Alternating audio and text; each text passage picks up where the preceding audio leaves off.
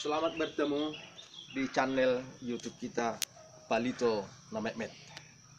Kali ini saya akan mengulas sedikit tentang sadar. Sadar hanya terdiri dari 5 huruf, S-A-D-A-R. Namun sering terjadi kita tidak sadar bahwa kita tidak sadar. Pernahkah kita sadar bahwa kita tidak sadar? Saat kapankah kita menyadari bahwa kita tidak sadar? Tidak ada seorang pun yang menyadari ketidaksadarannya di saat dia tidak sadar. Mungkinkah kita sadar di saat kita tidak sadar? Menurut KBBI, Kamus Besar Bahasa Indonesia, arti kata sadar adalah insaf, merasa, tahu, dan mengerti.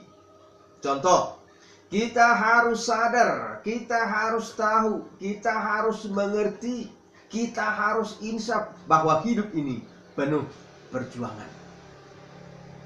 Kita harus mengerti bahwa hidup ini bukanlah hak, tetapi pemberian. Kita harus sadar bahwa hidup adalah perjalanan. Kita harus sadar bahwa hidup ini berakhir dan harus kita akhiri. Lalu sadar itu apa?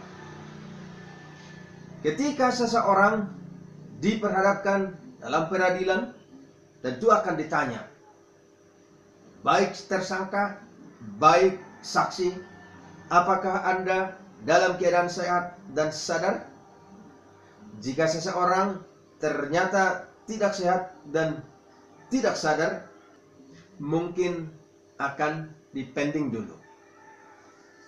Lalu sadar itu apa? Sadar, jika kita sadar bahwa kita sadar, berarti kita sadar. Tetapi jika kita sadar bahwa kita tidak sadar, berarti kita diambang sadar. Yang sering terjadi, kita tidak sadar kalau kita tidak sadar. Seharusnya kita harus menyadari ketidaksadaran kita. Sadar.